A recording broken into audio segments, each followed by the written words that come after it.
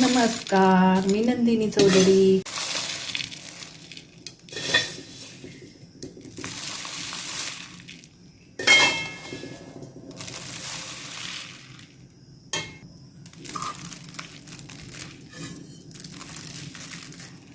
पिवळा भडंग, शेव, फरसाणा. कशी वाटली रेसिपी नक्की कमेंट्स करून सांगा. कढईत आपलं तेल घाला, एकदम जरा तेल घालायचं.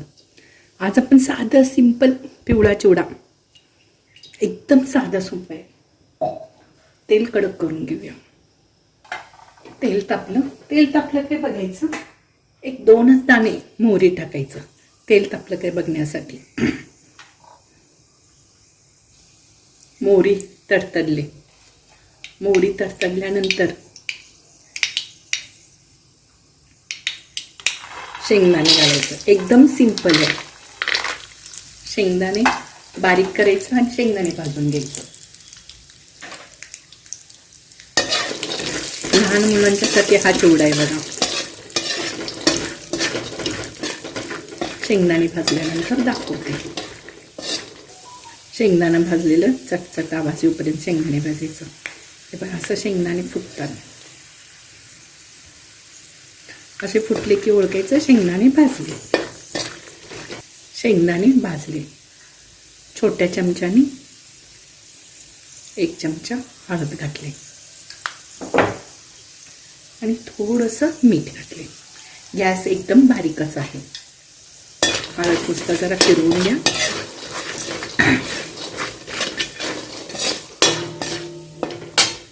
आणि लगेच चिरमुरे घाला.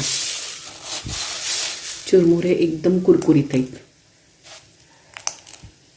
मऊ झाला असेल ना, ओव्हनला 30 सेकंड लावायचं. ओव्हन बंद करायचं, चिरमुरे वर खाली करायचं, परत 30 सेकंड लावायचं. असं ओव्हनला कुरकुरीत करून घ्या चिरमुरे. गॅस एकदम बारीक आहे. एकदम साधं सिंपल, खूप छान लागतं बरं का. ते प्रवासाला वगैरे चालला तर असं चिवडा करून घ्या. आता त्याच्यात फरसाणा जरा शेव मिक्स करायचं. छान लागतं टाइमपास.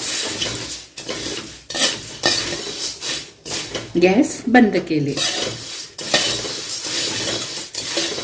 तुम्हाला हवं असेल तर थोडंसं पिठी साखर घालून घ्या वरनं, म्हणजे टेस्ट येतं थोडं. असंच पण खूप छान लागतं. मी जरासं पिठी साखर घालते आता, थोडंसं पिठी साखर. गॅस बंद केली. गॅस बंद करूनच पिठी साखर घालायचं. आता त्याच्यात फरसाणा शेव वगैरे सगळं मिक्स करायचं आणि गार झाल्यानंतर प्लॅस्टिकच्या पिशवीत घालून पॅक करायचं आणि ट्रिपला घेऊन जायचं. एकदम छान होतं चिवडा, खूप छान लागतं. एकदा करून बघा काय तुम्ही पण. त्याच्यात शेव आणि फरसाणा घाला. फरसाणा आणि शेव मिक्स करा.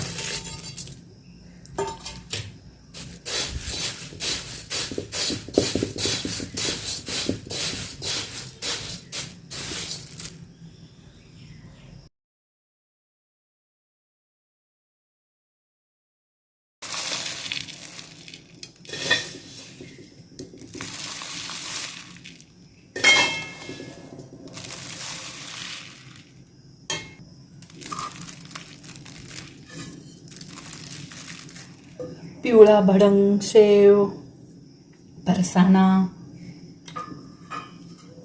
कशी वाटली रेसिपी नक्की कमेंट्स करून सांगा. पिवळा भडंग, फरसाणा आणि शेव घालून चिवडा खावा. ते खूप मस्त लागतं. आणि ट्रिपला जाताना तर नक्कीच करून घेऊन जावा.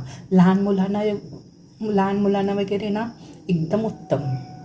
माझी रेसिपी तुम्हाला आवडली तर तुमच्या सगळ्या मित्रमैत्रिणींना शेअर करा, लाईक करा, कमेंट्स करा.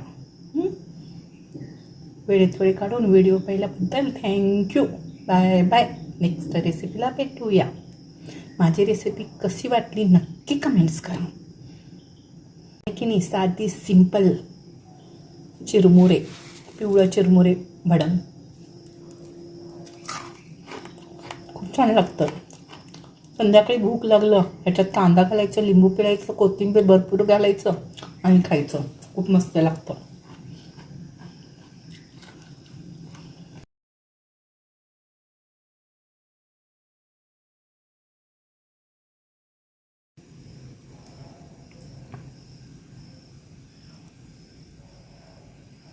पिवळा भडंग.